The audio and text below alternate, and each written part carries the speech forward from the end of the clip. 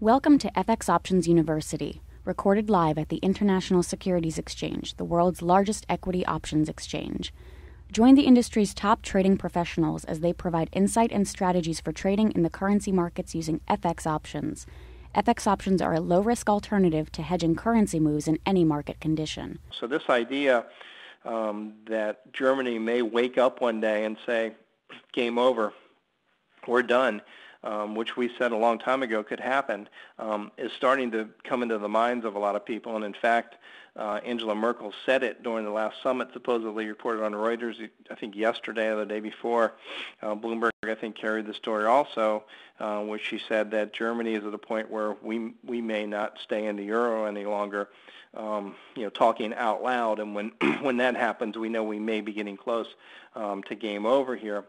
As we said, the core problem, just because of the nature and the structure of the European monetary system, which we won't go into, the countries that have to compete against Germany didn't, during that period when they basically had free credit and interest rates the same as Germany from 1999 to 2007, instead of taking that money and building up the manufacturing base and building their efficiency and restructuring their labor markets, a lot of the things and a lot of the discipline that Germany has done made those hard decisions to even become even more competitive. They didn't do any of that, so they became less competitive. So their labor efficiency relative to Germany has gotten worse and worse since the euro was created. And the original idea was for that efficiency to get better and better and better relative to Germany and equalize the countries. You cannot have a single currency zone when you have countries that are just so different in terms of labor and efficiencies, number one, because, again, they're locked into the same currency, and therefore any adjustments when you're locked into the same currency have to be taken domestically. So if your efficiency is so much lower, sooner or later you have to take that adjustment in your core domestic economy, and that's exactly what we're starting to see, and that's why we're starting to see the austerity hit. All that welfare state stuff is going away, as Ireland proved today with its new budget.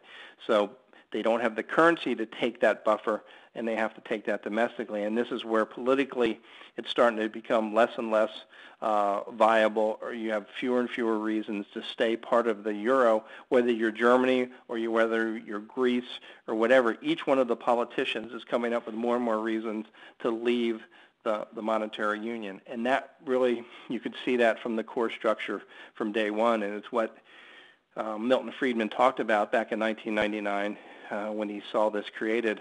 Mundell of Columbia, Robert Mundell, helped create this idea of this single currency.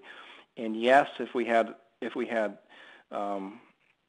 correlated business cycles, correlated labor efficiencies, and correlated cultures to a degree, political cultures to a degree, a single currency zone works. This is why the idea that maybe the euro doesn't go away, but it comes back in a different form, and the form being Germany, France, Netherlands, Finland, maybe something like that. Some of those core countries that are very similar in terms of labor efficiency to a degree and can compete with Germany become the euro, and the rest of the guys just drop out and go to their own local currency, so they have that adjustment. Now that makes sense because those countries then would have a fairly common correlation in terms of their business cycles and their efficiencies. And if that were the case, the euro would probably come back and be a very, very strong currency once they discarded the southern tier countries, which would be good for the southern tier countries because then they would be able to create their own independent efficiencies and areas of competitive advantage that they can't create now because of being part of the zone. So anyway, we think the euro is in big, big trouble, and we have for a while. Came all the way down from 160, as this, we don't see on this chart, bottomed in here during the credit crunch, got hit very hard. And to us, this move up is just, kind of just an A, B, C, bigger what we call wave 2 correction. It looks pretty standardized, and now we think we're starting down in the most, really the most vicious and strong part of a wave down, kind of what's called the wave 3 down. I don't want to get crazy with this Elliott wave stuff, But the fundamentals tend to support this, and that's how we use the wave analysis. We're not Elliott wave experts, but we look at it also in terms of the fundamentals making sense with these broader moves, which look like impulse or corrective moves, and that's the way we use it. And to us, we think the euro's in big trouble and can come apart ultimately. So obviously we're short the euro and sitting short the euro, and we'll add to the euro if it continues to fall. We definitely think the top in this move is definitely in. Could it come back to 136? Could it come back to 138? Absolutely. Could it correct even higher? Yeah, but we definitely think the top is in, given the Band-Aid situation going on in the Eurozone. And I can answer specific questions in a second on that. Aussie, we have a big question mark on the Australian dollar, and it's because of our concern about this, what's going on in China. If you look at the Australian dollar, it's basic, or the country in terms of its growth, it's basically become a satellite of China. And when we look at China, we see so many potential warts in China and so many potential risks hitting the fan in China that if that happens, the Aussie will take the brunt of it. The Aussie is the key risk currency. The Aussie is the key premier currency from a major standpoint, from a growth and a yield standpoint. So there's very, very good reasons it's rallied, and there's very, very good reasons that it can continue to rally. If risk assets continue to move higher, if China continues to keep the music playing and grow, the Aussie will go higher despite our concerns about risk.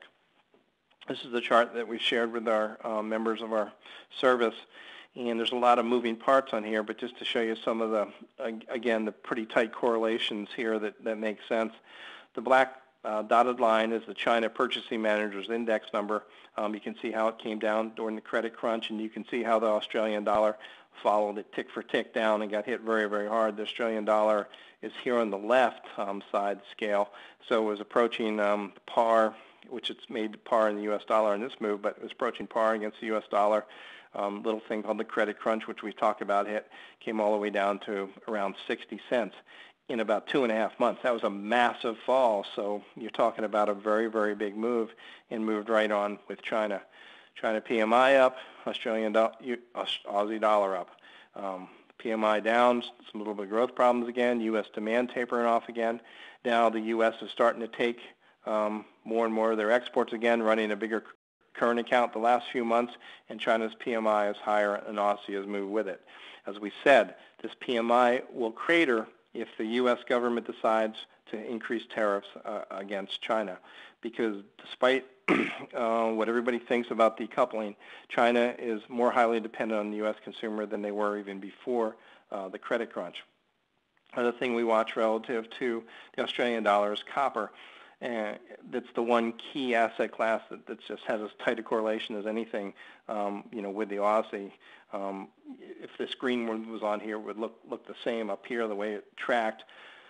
Copper, again, big move. And if you look at your copper chart today, made a new high and key day reversal today. And that's what I said today. We've had some key reversal. Aussie did the same thing. Was up about 40, 50 ticks. Ended down the same, so I think we have about a 120-point range in the Aussie today, breaking out, making an intermediate-term high, and through. Copper made a new high on a longer-term basis today, and then dropped back through in a big reversal. S&P held up a bit. But one of the points I also wanted to make here is how, on a relative standpoint, and you would see this if I had the Aussie chart against the S&P, the commodities are trading much higher on a relative standpoint because of China and this love of China, and Australian dollar being the key risk asset currency seems to have a big premium even compared to the other risk assets, is the point I wanted to make, and meaning, looking at the S&P as kind of the major depository around the globe for risk assets in general, the S&P 500. The Aussie is trading at a very, very big premium, and that is because of the growth in China. Thank you for participating in this week's session. Please join us again next week. Get trading ideas, exchange rates, webinars, news, and commentary. Visit www.fxoptions.com. ISE FX options can be easily traded through all options-enabled brokerage accounts. These exchange-listed securities are cash-settled in U.S. dollars and have a European-style exercise.